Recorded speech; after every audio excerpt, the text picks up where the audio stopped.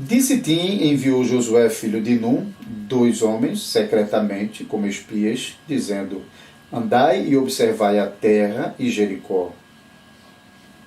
Foram, pois, e entraram na casa de uma mulher prostituta, cujo nome era Raabe, e pousaram ali. Então se deu notícia ao rei de Jericó, dizendo: eis que esta noite vieram aqui uns homens dos filhos de Israel para espiar a terra. Mandou, pois, o rei de Jericó dizer a Raabe: faze sair os homens que vieram a ti e entraram na tua casa, porque vieram espiar toda a terra. A mulher, porém, havia tomado e escondido os 2 homens. E disse: é verdade que os 2 homens vieram a mim, porém eu não sabia de onde eram. Havendo-se de fechar a porta, sendo já escuro, eles saíram, não sei para onde foram. Ide após ele depressa, porque os alcançareis. Ela, porém, os fizera subir ao eirado e os esconder entre a cana de linho que havia disposto em ordem no eirado. Foram-se aqueles homens após os espias pelo caminho que dá aos vales do Jordão, e havendo saído os que iam após eles, fechou-se a porta. Antes que os espias se deitassem, foi ela ter com eles ao eirado.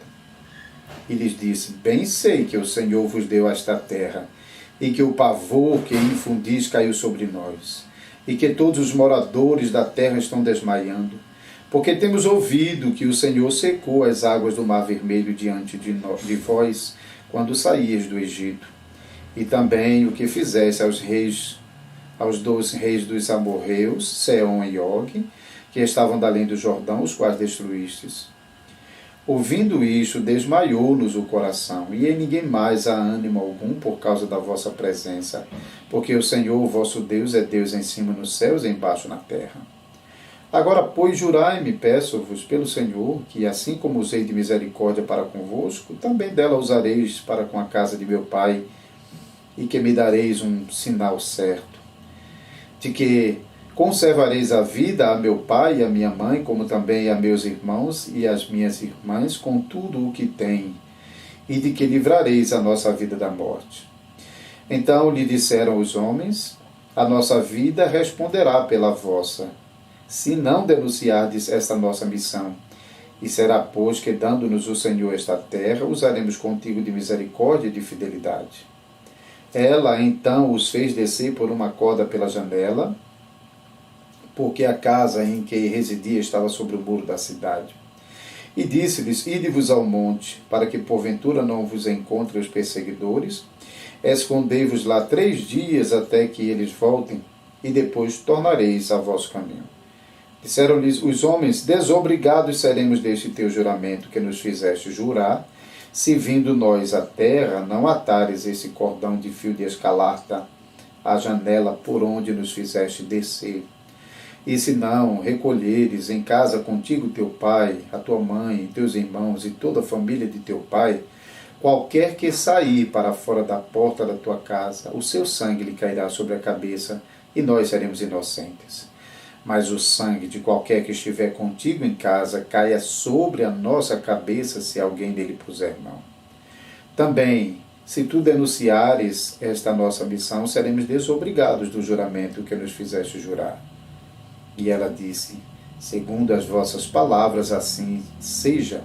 Então os despediu, e eles se foram, e ela atou o cordão de escarlata à janela. Foram-se, pois, e chegaram ao monte, e ali ficaram 3 dias, até que voltaram os perseguidores, porque os perseguidores os procuraram por todo o caminho, porém não os acharam. Assim os 2 homens voltaram, e desceram do monte, e passaram, e vieram a Josué, filho de Num, e lhe contaram tudo quanto lhes acontecera. E disseram a Josué: certamente o Senhor nos deu toda esta terra nas nossas mãos, e todos os seus moradores estão desmaiando diante de nós. Então, esse capítulo 2 do livro de Josué está dividido basicamente em 2 partes, você pode perceber isso, hein? Dos versículos 1 até o versículo 7. O texto rapidamente prossegue para conduzir esses homens até a casa de Raabe. na segunda parte, do versículo 8 até o final. Então tem a conversa entre os espias e Raabe. Então, basicamente, esse capítulo está dividido nessas duas partes. E já mostra que a ênfase recai muito mais sobre aquilo que está acontecendo lá na casa de Raabe, na conversa com os espias. A narrativa realmente vai rapidamente, desde a iniciativa de Josué de enviar os espias até que eles chegam à casa de Raabe e são protegidos na casa de Raabe dos guardas da cidade que vieram até a casa de Raabe para capturá-los. Então, lembrando um pouco do contexto, nós estamos no capítulo 2, o livro de Josué começa com o povo de Israel acampado nas campinas de Moabe, ou seja, nas margens do Jordão, nas campinas do Jordão, na margem oriental, ou seja, antes de atravessar o Jordão para entrar em Canaã. Então, toda essa campina antes do Jordão, que dá para Moabe e para o Arabá, então, também conhecido como Sitim. Nessa região, era a região onde o povo de Israel estava acampado, desde já Moisés, sim, no Deuteronômio, você pode ler no último capítulo de Deuteronômio, a morte de Moisés no capítulo 34, o povo de Israel estava acampado nessa região. Então o povo ainda está aqui, porém no capítulo 1, Josué já havia mandado os príncipes passarem pelo meio do povo, anunciando ao povo que desmontassem suas barracas, preparassem mantimento, porque dentro de 3 dias eles passariam o Jordão. Então, depois de ter tomado essa iniciativa, imediatamente Josué envia 2 espias para a terra que dava até Jericó e também para espiar a cidade de Jericó. E note que essa situação aqui, esse envio desses espias, do ponto de vista militar, uma situação normal, hein? É só lembrar que lá em Números 13, isso já aconteceu na primeira investida de Israel contra Canaã, quando o povo havia atravessado todo o deserto e chegou às portas de Canaã, e Moisés naquele momento envia 12 espias, porque era para espiar toda a terra de Canaã. Porém, quando esses espias voltam, acabam, embora trazem frutos da terra para mostrar que era a terra que manava leite e mel, como o Senhor havia anunciado, apesar disso, eles amedrontam o coração do povo com as informações de que as populações de dentro de Canaã eram numerosas, poderosas, gigantes, bem armadas, e isso acabou realmente criando um terror sobre as pessoas. E por causa disso, talvez a gente encontre aqui essa palavra secretamente no versículo 1, hein? Já Josué, quando envia os espias, envia de maneira secreta para proteger o povo de qualquer informação que os espias trouxessem acerca da situação de Jericó, caso as notícias fossem que o povo estava armado para a batalha, pronto para a batalha, fortificado, e isso acabasse tendo o mesmo impacto negativo e amedrontador sobre o povo que houvera 40 anos antes. Então, talvez por causa disso que Josué está enviando secretamente. Porém, o objetivo de Josué, que era sondar a terra, alcançado, e a notícia que Josué precisava ouvir, ele ouviu. Veja que no versículo 23 e 24, lá no finalzinho, quando os 2 espias retornam para o acampamento, eles dizem, então versículo 23 e 24, assim os 2 homens voltaram e desceram do monte, passaram, ou seja, atravessaram o Jordão. Essa travessia na altura de Jericó tem alguns vales, ou seja, aqueles trechos de rio onde às vezes é mais fácil de atravessar, eram trechos onde às vezes existiam pedras dentro do rio que facilitava, ou que tinha um nível um pouco mais baixo, embora a gente vai ver no capítulo 3, 4 que essa época era a época da cega, onde a vazão do Jordão realmente era muito alta, era muita água a ponto de transbordar pelas ribanceiras. Mas então nesse trecho existia alguns vãos que para homens era mais fácil passar, seria mais difícil para mulheres e crianças e idosos, como vai acontecer na travessia do Jordão. Mas para os espias, então eles retornaram para o acampamento de Israel para falar com Josué depois de terem atravessado o Jordão e disseram a Josué: certamente o Senhor nos deu toda esta terra nas nossas mãos e todos os moradores estão desmaiando diante de nós. Ou seja, Josué enviou os espias para sondar a terra e aquilo que Josué então precisava ouvir, ele ouviu, os moradores da terra estão incapazes de resistir a Israel, eles estão tremendo de medo, né? O coração deles estão desmaiando, não tem como eles resistirem a Israel. Então, essa boa notícia os espias trouxeram para Josué.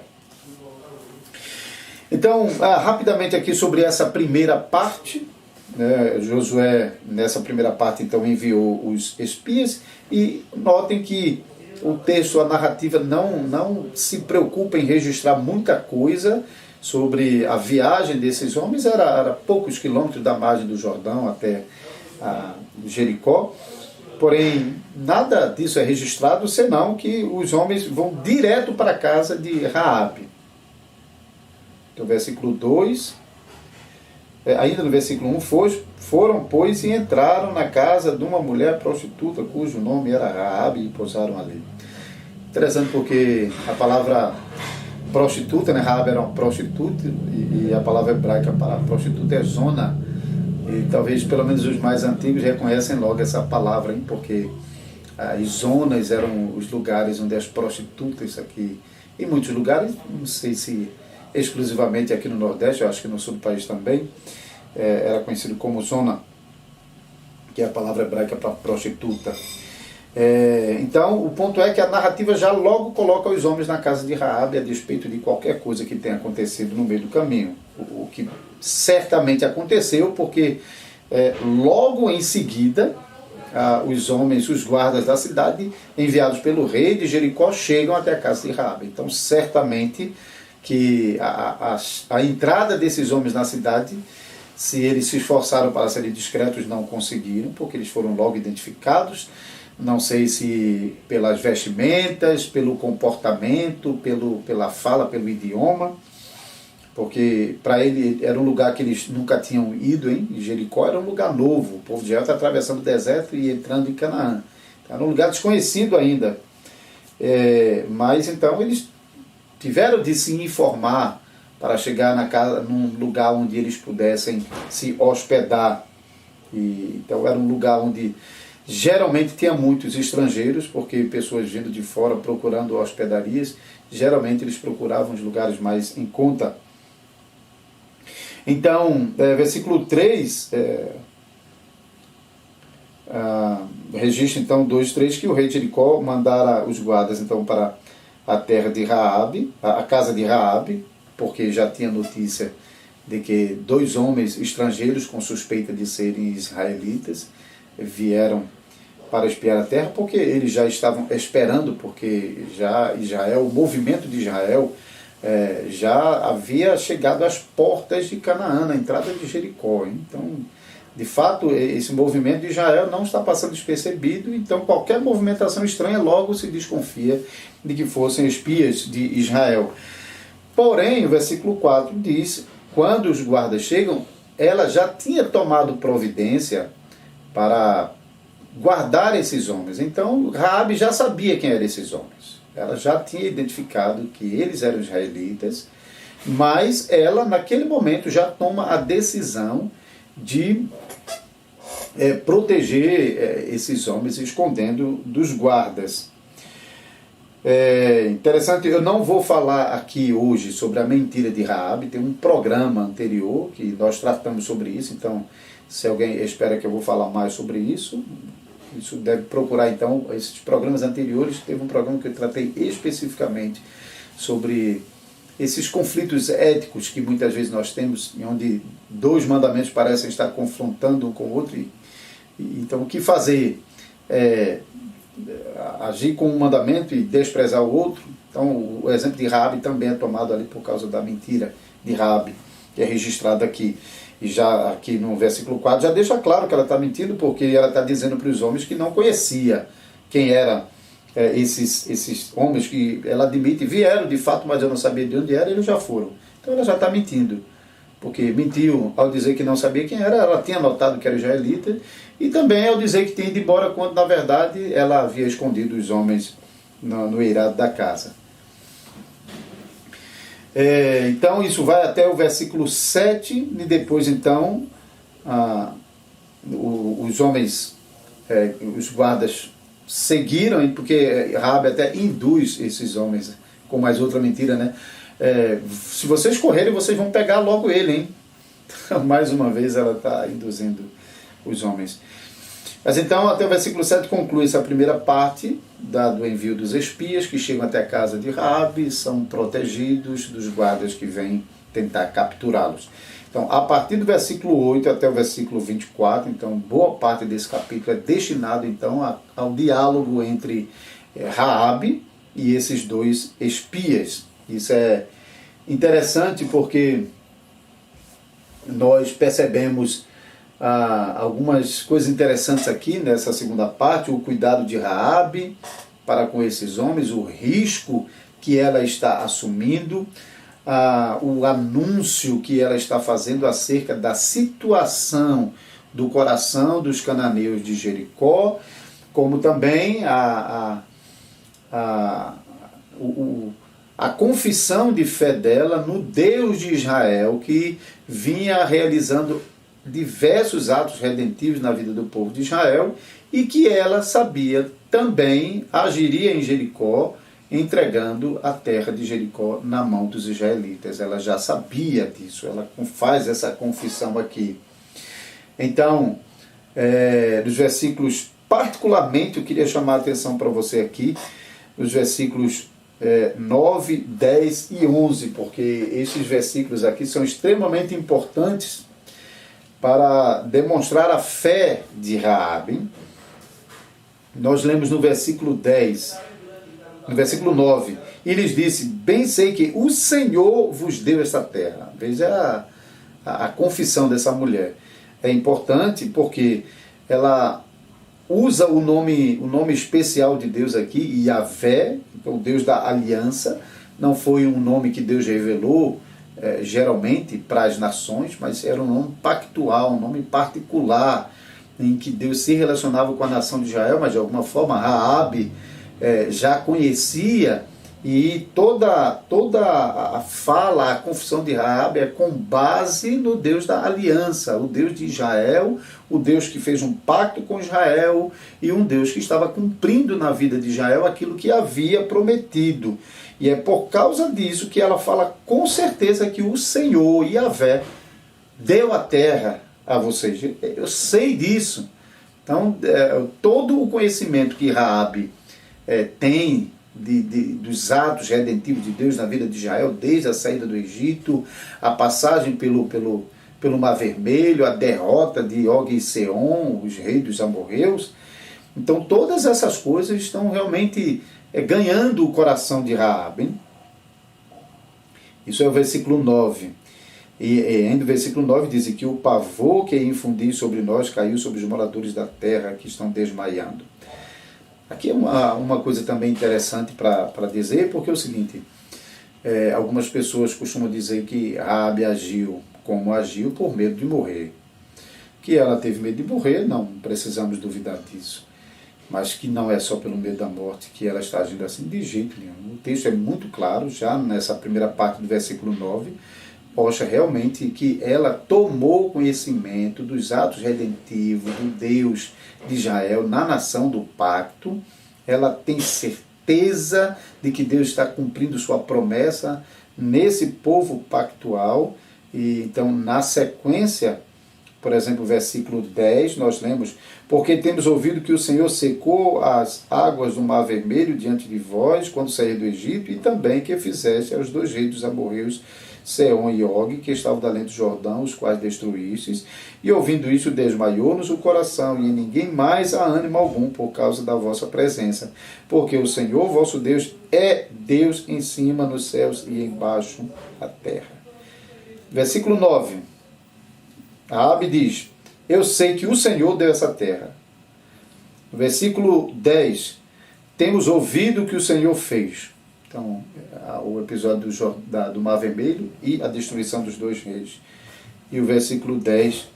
Porque o Senhor vosso Deus é Deus em cima nos céus e Deus embaixo da terra. Ela renega todas as divindades cananeias em favor do Deus de Israel.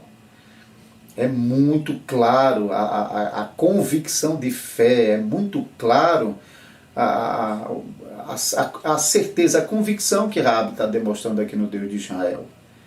Então não é simplesmente o medo que está levando ela a agir dessa maneira, mas realmente uma fé que está brotando no coração de Raabe. Mas notem outra coisa ainda, se fosse realmente por medo que Raabe está se arriscando a própria vida para proteger esses homens, porque Israel ainda estava do outro lado do rio, mas os guardas estavam à sua porta. Se ele descobrisse que esses homens estavam na sua casa, ela seria morta, acusada de traição, alta traição. Ela estava traindo o seu povo. Ela estava protegendo os invasores, representando os inimigos que colocavam em risco a própria nação que ela morava. Então veja, de fato ela está se arriscando ao fazer isso. Então não é só, porque se fosse por medo de morrer era mais fácil entregar os espias e assim ficar bem com o seu povo, os cananeus de Jericó. Do outro lado, note que se fosse só uma questão de medo, mais medo do que sentiu o povo da terra, a declaração de Raabe aqui é chamativa. Ela diz aqui ainda no versículo 9, e que o pavor que infundis caiu sobre nós, e que todos os moradores da terra estão desmaiados, enfraquecidos. O povo não tinha condição nenhuma de reação. Um povo com medo não tem força para reagir. Um povo já está derrotado. Antes da guerra começar, os cananeus de Jericó já estavam derrotados. E ela ainda acrescenta: nós sabemos o que vocês fizeram com os 2 reis, Og e Seom, como vocês destruíram esses 2 povos, que vai ser de nós agora? E no versículo 11 ela conclui dizendo: ouvindo isso, desmaiou-nos o coração, e ninguém mais há ânimo algum por causa da vossa presença. Ou seja, a presença do povo de Israel causava terror nos habitantes. Então, veja, se é o medo que está levando Raabe a tomar essa decisão, por que o medo, que o pavor, o medo que estava levando as pessoas a ficar tremendo e desmaiando, por que o medo não levou mais ninguém em Canaã a tomar uma decisão em favor de Israel? Do rei às pessoas mais simples, ninguém procurou Israel para estender as mãos para a paz. Ninguém. Por que o medo não levou essas pessoas a procurar? Porque medo por medo, o texto deixa muito claro, a nação estava desmaiando. Não havia mais ânimo em ninguém. Não é o medo que está levando Raabe a tomar a providência de não apenas proteger esses homens, mas declarar a sua fé no Deus de Israel. É a obra que Deus está realizando no coração dessa mulher cananeia. Realmente é a obra do Espírito Santo, é uma demonstração poderosa da obra graciosa do Espírito Santo, da obra eficaz do Espírito Santo no coração de pecadores. É isso que está acontecendo aqui. Então, os versículos seguintes agora, do diálogo, descreve então o pacto, o acordo que Raabe então propõe a esses homens, considerando que ela havia arriscado a própria vida protegendo-os. Agora ela apela para a misericórdia. Interessante que a palavra misericórdia aparece no versículo 12. É bem chamativo também, porque diz: agora, pois, jurai-me, peço-vos pelo Senhor, que assim como usei de misericórdia para convosco, também da misericórdia usareis para com a casa de meu pai. Então ela apela para a misericórdia da aliança desse Deus por meio desses dois homens, para que ela e sua casa seja protegida da morte em razão de tudo que está acontecendo, o que ela de fato recebe como garantia desses homens, e que diz que quando eles vierem, o Senhor dando a terra, tudo que tiver dentro da casa dela será salvo. Não apenas ela, mas seus familiares e tudo que tem. Se por acaso alguém não estiver dentro da casa, então eles não estão comprometidos com isso, hein? Mas aqueles que permanecerem dentro da casa têm a garantia da própria vida deles, e que, se por acaso ele diz aqui, se alguém... cadê aqui? Versículo 18: se vindo nós à terra, não atares esse cordão de fio de escarlate à janela, por onde nos fizesse descer, e se não recolheres em casa contigo teu pai, tua mãe, teus irmãos e toda a família de teu pai, qualquer que sair da casa para fora da tua casa, o seu sangue lhe cairá sobre a cabeça e nós seremos inocentes, mas o sangue de qualquer um que tiver contigo em casa caia sobre nossa cabeça, se alguém dele puser mão. Então, nesse acordo, os homens impõem sua própria vida, e o fio de escarlata lá realmente é um símbolo do compromisso que esses homens estão assumindo, um compromisso de sangue, de dar a própria vida em resgate pela vida de qualquer que esteja na casa de Raabe no momento em que eles entrarem na cidade. Às vezes coloca-se ênfase demais sobre esse fio de escarlata, hein? Mas acho que o texto não faz isso, não. Esse fio realmente é uma identificação da casa e também uma identificação do pacto que eles estavam assumindo, o pacto de sangue, onde eles comprometeram-se com as próprias vidas para proteger a vida de Raabe e de todos de sua casa. Então, se ela denunciasse esse acontecimento, estava quebrado o pacto. Se alguém saísse da casa, estava quebrado o pacto. Mas se Raabe e toda sua casa mostrassem obediência e confiança em Deus nos termos desse pacto, então eles provariam dos benefícios desse pacto, dessa aliança, em terem suas vidas salvas.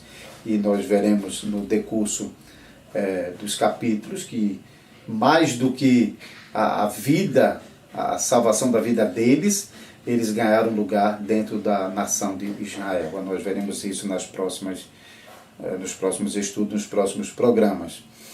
Então, em conclusão agora, depois de nós explicarmos essas duas partes do capítulo 2, nós voltamos brevemente para nós concluirmos com o seguinte. A coisa mais importante aqui nesse capítulo 2 não é a mentira de Raabe. Infelizmente, pessoas têm reduzido o capítulo 2 a falar sobre a mentira de Raabe. A mentira de Raabe é incidental nesse capítulo, não é coisa importante. Tanto não o é que quando Raabe é mencionada em outras partes da Escritura, nunca é o caso de que ela é mencionada com base na mentira, com base no fato de que ela mentiu, escondeu, disfarçou e até induziu os homens a irem embora, quando o tempo todo esses espíritos estavam na casa dela. Não. Tem algumas passagens bíblicas aqui que registram Raabe. A primeira delas é Salmo 87, um salmo que a melodia genebrina desse salmo nós costumamos cantar em nossa congregação aqui também. O Salmo 87, no versículo, veja aqui, o Salmo diz assim: fundado por ele sobre os montes santos, o Senhor ama as portas de Sião mais do que as habitações todas de Jacó. Gloriosas coisas se tem dito de ti, ó cidade de Deus. Dentre os que me conhecem, farei menção de Raabe e da Babilônia, e da Filístia, Tiro e Etiópia. Então, Raabe é contada entre os povos que estão sendo juntados a Israel aqui. Então você pode ver que no versículo 5 diz: e com respeito a Sião se dirá, este e aquele nasceram nela. Então, aqueles que são contados em Raabe, em Babilônia, e Tiro, e Filiste, Etiópia, são contados como se fossem de Jerusalém, do povo de Israel. O Salmo 89 também, um pouco mais adiante, nós também lemos sobre Raabe no versículo 10. Calcaste a Raabe como um ferido de morte, e com teu poderoso braço dispersaste os teus inimigos. Ainda Isaías capítulo 51, versículo 9.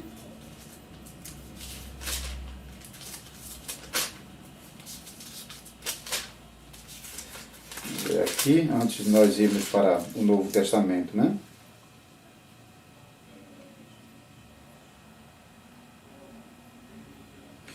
Desperta, desperta, arma-te de força, braço do Senhor, desperta como nos dias do passado, como nas gerações antigas. Não és tu aquele que abateu o Egito e feriu o monstro marinho? Desculpa, não é essa referência não. Acho que eu anotei errado aqui.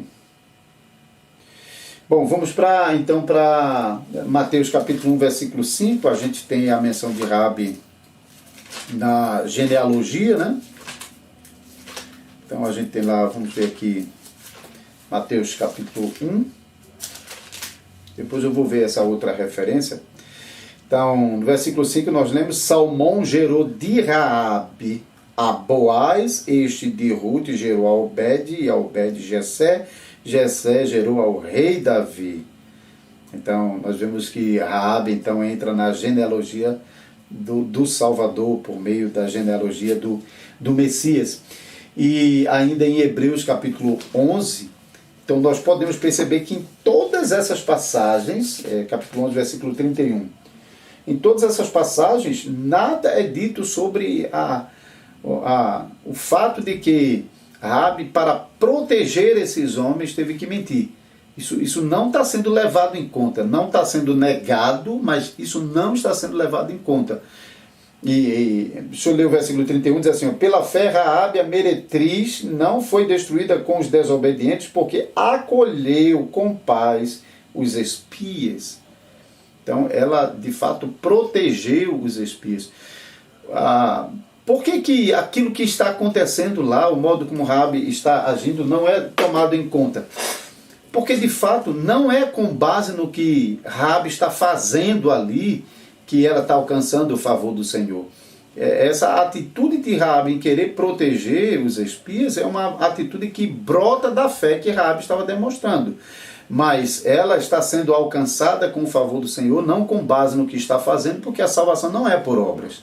A salvação não depende do que a gente faz ou do que a gente deixa de fazer.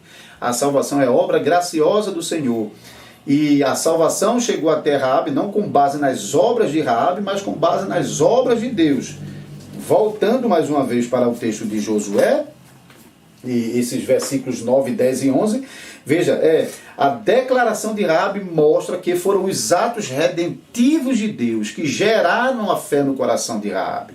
Então, todos os atos redentivos de Deus, libertar o povo do Egito, atravessar o povo pelo Mar Vermelho a pés enxutos, destruir Og e Seom, esses atos redentivos são proclamação do Evangelho que chegaram aos ouvidos de Raabe, como também aos ouvidos da nação inteira de Jericó. Mas Deus não usou eficazmente essa proclamação evangélica dos atos redentivos de Deus para converter outros pecadores de Jericó, senão unicamente Raabe. Por meio dela, Deus também estendeu essa graça da proteção da vida aos demais familiares que estavam em sua casa. A fé de Raabe é demonstrada na sua confiança em Deus. E decorrente dessa confiança, ela se arrisca para proteger esses homens. E ao proteger esses homens, ela acaba mentindo. A mentira existiu e a Bíblia nunca fala positivamente sobre a mentira como se fosse aceitável em algumas circunstâncias. Mas esse não é o ponto aqui. O ponto aqui é a fé de Raabe demonstrada na confiança no Deus que se revelou como Deus Todo-Poderoso, Deus da aliança. Então a proclamação evangélica desse Deus Todo-Poderoso chegou ao coração de Raabe e converteu o coração de Raabe. E então, para dizer as últimas palavras, então, quando essa salvação chega à casa de Raabe e salva Raabe numa nação que já estava condenada à destruição. Nós lemos sobre Deus já haver ordenado a Israel que ao entrar em Canaã destruísse todas as nações. Não deveria poupar nem velhos, nem mulheres, nem crianças. Deveria matar todos, porque o decreto de Deus, o herem, é uma palavra que aparece inclusive aqui no capítulo 2, que é aquele juízo condenatório completo, definitivo, ele já havia sido decretado por Deus sobre as nações de Canaã. Então, a destruição de todos os moradores de Canaã era parte do juízo completo, definitivo e antecipado de Deus sobre as nações de Canaã. Mas nisso Deus mostra a sua misericórdia para com pecadores. Porque o Senhor, a bondade, a misericórdia do Senhor, alcançou uma família em Jericó. Essa notícia realmente é uma notícia fantástica, hein? Toda uma nação foi destruída, mas salvou-se uma família. E ao salvar Raabe da destruição definitiva de Jericó, Deus estava antecipando a sua graciosa extensão de promessa para as nações. Como nós lemos do Salmo 87, Raabe é contada em Jerusalém. Então, a sua descendência está ligada a Jerusalém, assim como outras nações.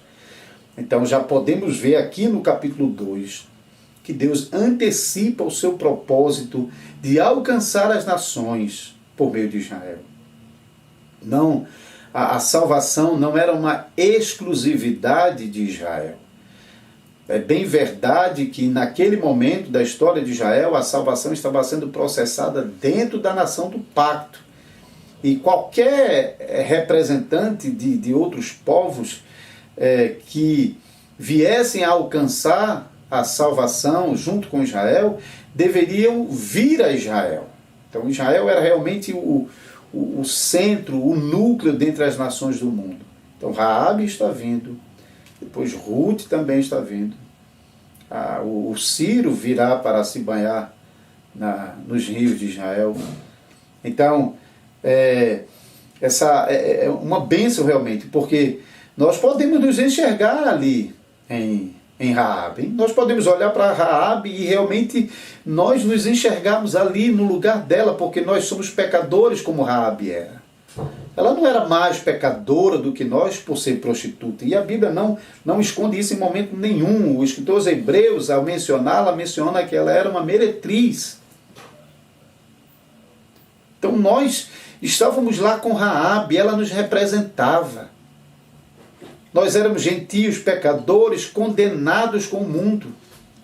Mas assim como Raabe alcançou o favor do Senhor, e pela graça de Deus a fé foi despertada no coração dela para que ela não fosse destruída com o restante da nação de Jericó, assim também nós, como pecadores que somos, merecedores do inferno, o Senhor nos concedeu a graça para acharmos favor diante dele e o nosso coração ser alcançado com a fé salvadora, e por meio dessa graça nós, juntamente com Raabe, nós experimentamos salvação do meio das nações pecadoras. Isso realmente é uma grande graça. É uma mensagem evangélica poderosa que sai do capítulo 2, em que, infelizmente, muitas vezes as pessoas se perdem e perdem a mensagem evangélica desse capítulo 2, porque se preocupam demais com a mentira de Raabe. De um lado, uns tentando justificar e validar a sua mensagem por causa da circunstância, outros tentando suavizar a mentira de Raabe, tentando justificar. Não precisamos fazer isso. Não precisamos negar que ela mentiu, mas também não precisamos protegê-la dessa mentira, como se essa mentira se transformasse em uma verdade porque foi usado para o bem. Isso é uma justificativa que muitas vezes é usada, e nós tratamos isso em programas anteriores. Não precisamos, porque a salvação não é por obras. Não foram as obras de Raabe que justificaram. A salvação de Raabe estava com base na obra redentiva de Deus, anunciada a Raabe nas boas novas de que Deus havia libertado um povo do Egito, havia atravessado o deserto para esse povo, abriu o mar vermelho para esse povo passar, destruiu as nações inimigas que estavam diante dele, e agora essa nação estava pronta para tomar posse da terra prometida, que Raabe também sabia que aconteceria. Fique com essa mensagem evangélica. Raabe alcançou o favor do Senhor. Raabe agiu com fé e salvou não somente a si, mas também a sua casa. E nós nos identificamos com Raabe, como pecadores que somos, também alcançamos a graça e o favor do Senhor para não sermos condenados com o restante desse mundo. Amém.